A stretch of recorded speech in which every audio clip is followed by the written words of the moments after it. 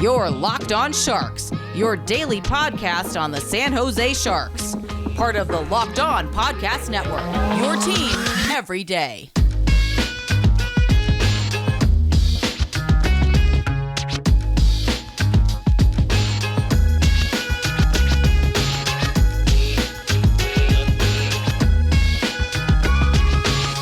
We had a great event last night. We're looking forward to a terrific event here tonight, showcasing our skills across both Canada and the U.S. The first half of the season has been very positive for the league. We are up in attendance about 6%. We are up in team revenue by about 18% on tickets. So there's a lot of good stories. We've come out of the pandemic very well, and we want to keep building on our successes and keep improving on the areas that we need to improve upon. I'm happy to take your questions. Yes? This time last year, one thing you mentioned was that inflation was impacting the league, particularly you said through travel costs. Is that sort of abated now? How is it, the situation now with expenses rising? I think teams are still experiencing high travel costs, but I don't think it's to the extent it was at this time last year. And I think, like with anything else, you sort of get used to it, you adjust a little bit, but it's still, and it's quite frankly, it's why the schedule is what the schedule is. Teams want to play closer to home so they don't face higher travel costs in our league. So I would say it's certainly not as bad as it was last year, but there's still high travel costs for our teams. Yes. Has there been any progress made with the Chicago Wolves and Carolina Hurricanes, and what's sort of the future plan for that if they're still going to be separate? Well, we don't have anything done yet. We are working very hard at it. We are optimistic on a solution, but there's still a lot of work to be done, and it's got a lot of moving parts. So I have nothing new to report, other than there's a lot of people working on this, including at the AHL level and at the NHL level, trying to find a solution to this problem, because quite frankly, it's not sustainable. It's not sustainable for either league. It's not sustainable for the Chicago Wolves, and it's certainly not sustainable for the Carolina Hurricanes. Are you standing firm that the AHL won't go past 32 teams? I won't stand firm on anything. There's no plan right now to go past 32 teams. So there's no plans to issue a 33rd franchise. But you never make hard statements in this business because things always change. And I'm hopeful at some time we will have more franchises because the NHL will have more franchises. But at this point, there's no plans to. It's not a topic that's even being discussed right now. Yes. Kind of on a similar note to that, with NHL expansion kind of in discussions, there's been markets that have kind of expressed interest in expanding. Have any markets expressed interest in AHL expansion, or is that something that you would kind of take guidance from the NHL on? Well, first of all, it's a hypothetical. Are there markets that I get calls on and say, we're going to have a building here, or would you think about this? Yes, that happens all the time. I get calls from people that want to own teams in the AHL. But if the NHL ever expands, obviously the NHL team would have a large say in what they wanted to do. And we would try and make it work. But again, it's a hypothetical. Until that happens, it's really not a topic that we spend a lot of time on. Scott, yesterday there was an issue with players obviously coming in because of travel issues, especially the Mukamadula and the host city. So is there any kind of talk that next year, at the very least, the host city shouldn't be in Canada the night before, just to kind of prevent any issues like this?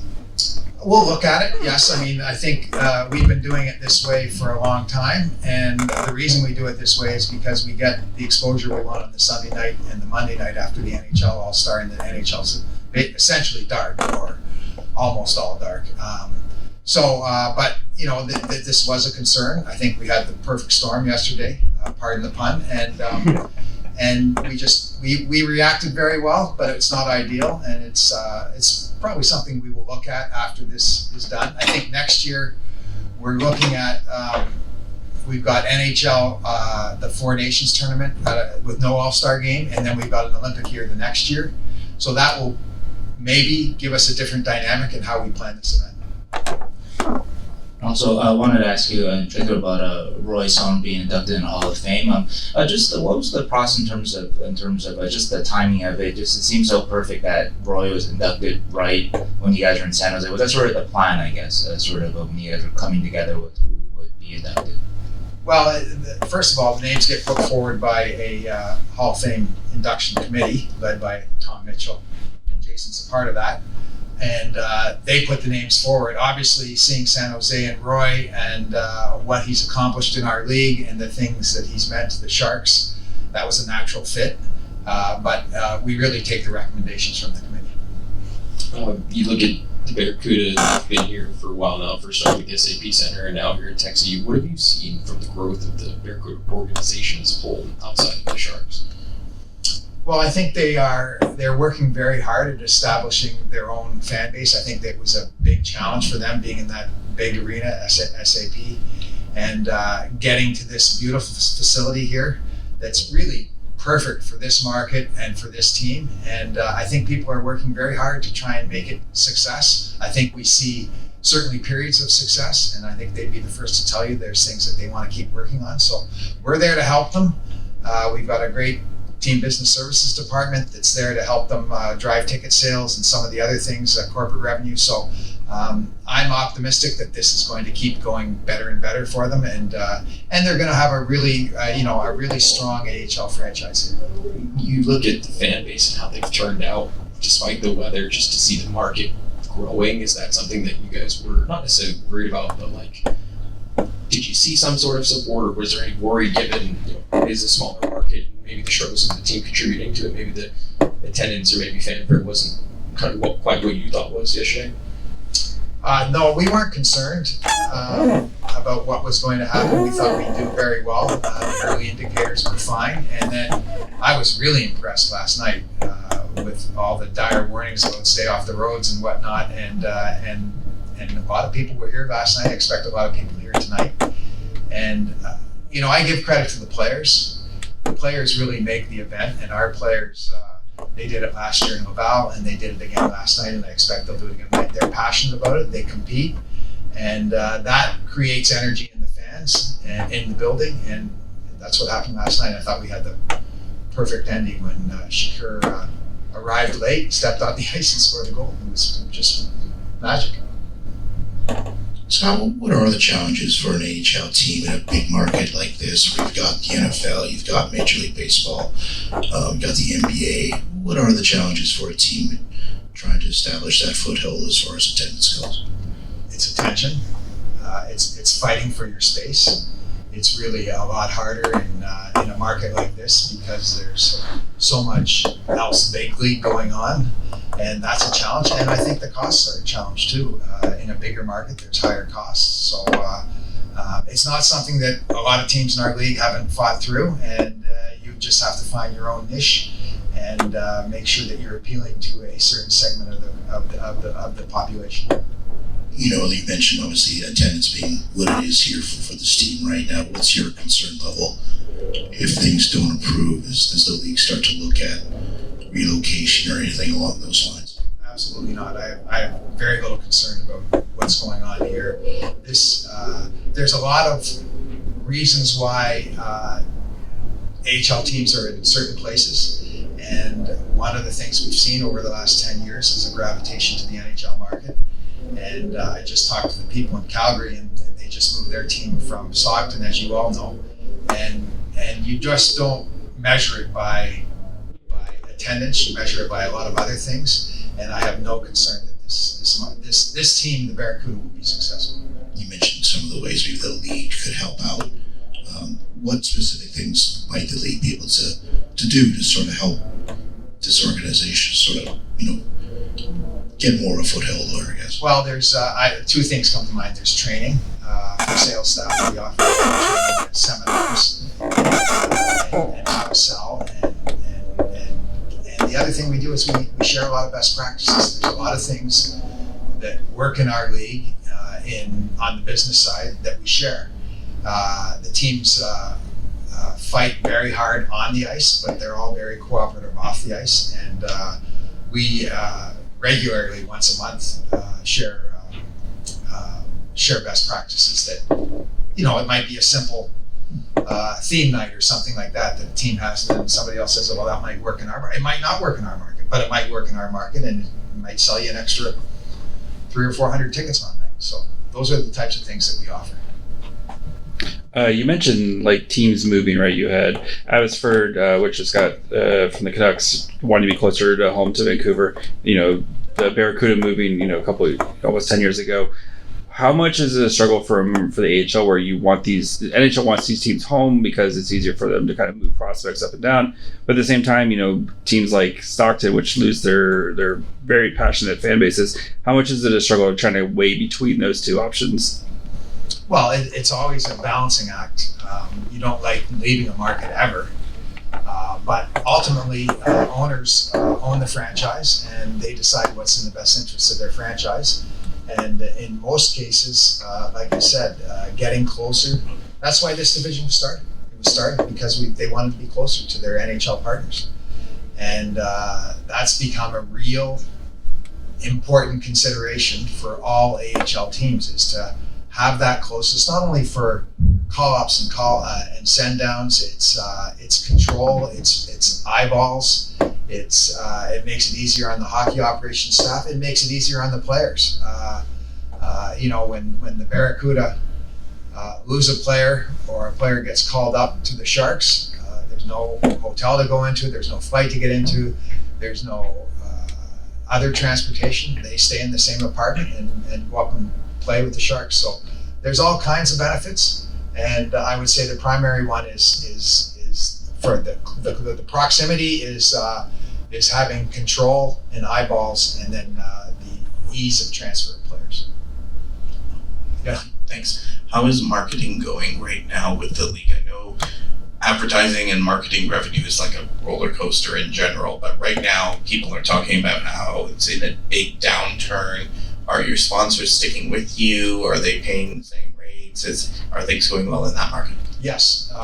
Well, for the teams, I consider it to be two buckets. For the teams, we're increasing, not dramatically, but we've increased last year. And last year was a record year. And then for the league, we're going to be at, or I would say we'll be above what we did last year. So we're not losing any sponsors.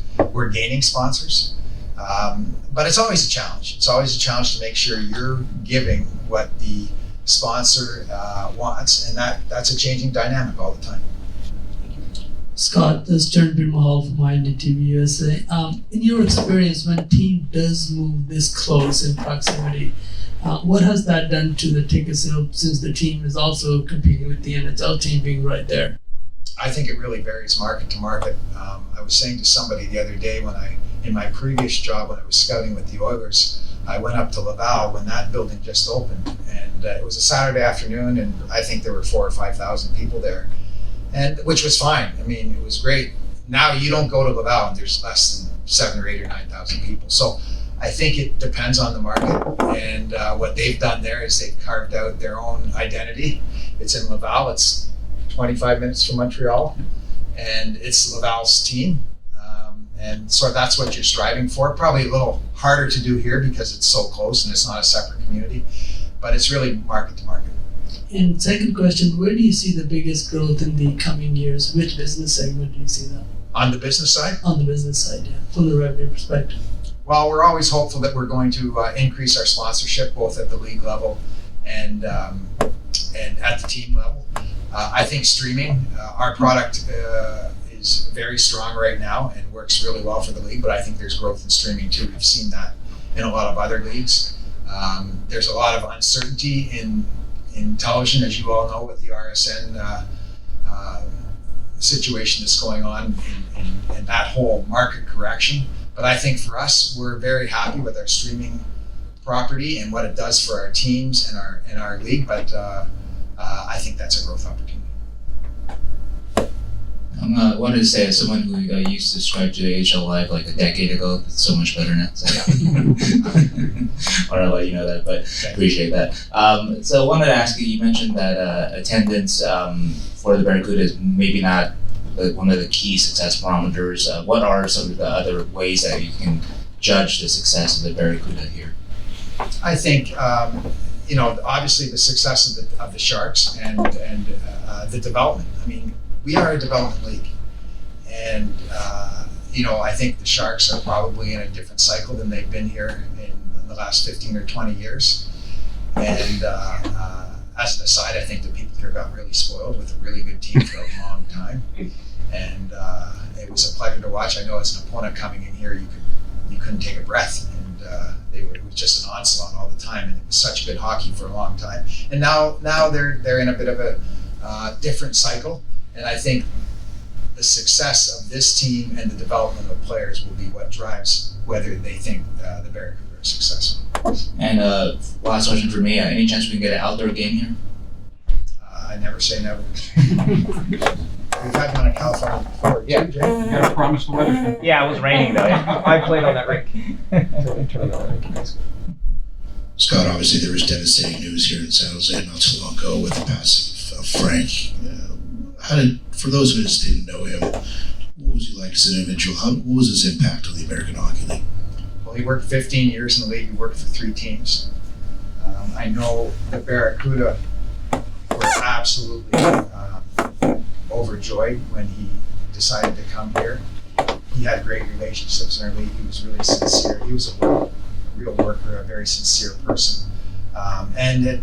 He'd learned. He'd spent years in San Antonio, helped get Coachella Valley off the ground. So he had great experience, and we were all really looking forward to what he would be able to accomplish here. And it just was a big gut punch for everybody, including the Sharks and the Barracuda, and something we're still recovering from. Next All-Star game in Coachella Valley. What have you learned from this All-Star Classic that you can take into that one? Well, we haven't finished this one yet, but I was, I live on the East Coast, and so it's not always easy to get out to the West to visit.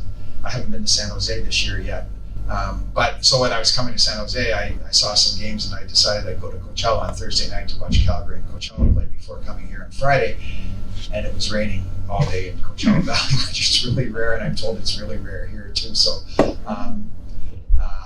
you just hope that the weather's going to be better, and I think you have a pretty good chance to get better weather for ease of travel. That's the big thing. We put a lot of pressure on our players, as someone mentioned before, to get here. The Saturday night is too important to our teams in terms of gate revenue to give up. And like I said, the Sunday and Monday is we usually fall. Next 2 years might be a little different. We haven't decided because there's no NHL All-Star game, but we usually fall NHL All-Star. So there's a lot of pressure on our players. So but it's sort of something that this league has become used to. There's going to be travel challenges on the Sunday for sure. We have everybody here now, I think. Yes. Right? Yes. Every player is around. Finally. So that would be the big thing, is just try and you do get the advantage when you're on the West Coast, and next year we'll be on the West Coast. Everybody gains 3 hours when they're coming from the East. And I know last year when we went to Laval, it was the other way around. That's a lot harder. So it was just a perfect storm this time. Any more? Just for you, I know you got the job, and then the pandemic sort of happened. Just you got the contract extension. How thankful are you that you're able, to continue this and maybe, able to do some more things? Obviously in the pandemic there was a lot of, your hands were kind of tied, but just looking forward to maybe putting your mark on this league. Yeah, I don't really look at it like my mark. I think with the pandemic, we all just went through a really unprecedented time, and we were just. I remember going to work every day with these guys, and we had furloughed 7 or 8 people, and we're trying to have a season. We keep delaying the season. We don't know what's going to happen in 2 weeks, let alone tomorrow or whatever. It was just a really uncertain time, and it took us. I think the effect of the pandemic lasted probably. We got the 2021 season in, and then it was midway through 21-22 we got hit again. Everybody got hit again, and we were all just trying to survive. And last year was really the first year that we were completely back to normal. So it's all just building growth, building our relationships, making sure with our relationship with the NHL is strong, making sure we're providing what we do, the best development league in the world. Speaking of your new term as president, what would be a stretch goal for you? What's something that by the end of your term you would say, I would love it if this could happen? Wow, that's a great question. I would say financially it would be to make this league even on greater footing, and I guess my stretch goal would be to have the team pay no dues to fund the league.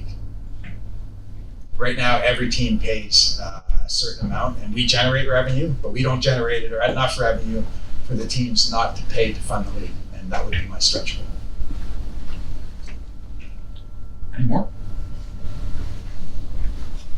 Scott, San Jose Sharks do a lot of stuff for outreach to different communities, and especially given the demographics in the Bay Area.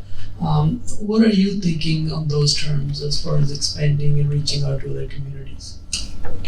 Well, we've had Haley Moore runs our diversity and inclusion part of our business, and she does a great job with that. One of the things we're doing here is our mentorship initiative program. This year we brought in 4 coaches. Last year we had 2 athletic trainers. One was from, I think, out here, and this year we have 4 coaches coming in, all members of either the Female Coaches Association or the BIPOC Coaches Association with the NHL's Coaches Association.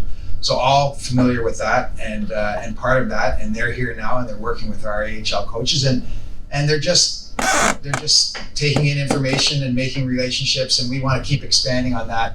We have to make our game more appealing to a more diverse audience, and we have markets like Tucson, like San Jose, Coachella Valley have done a great job appealing to that local market, and we have to keep driving that engine so that we are a diverse appeal to a diverse community. Anyone else?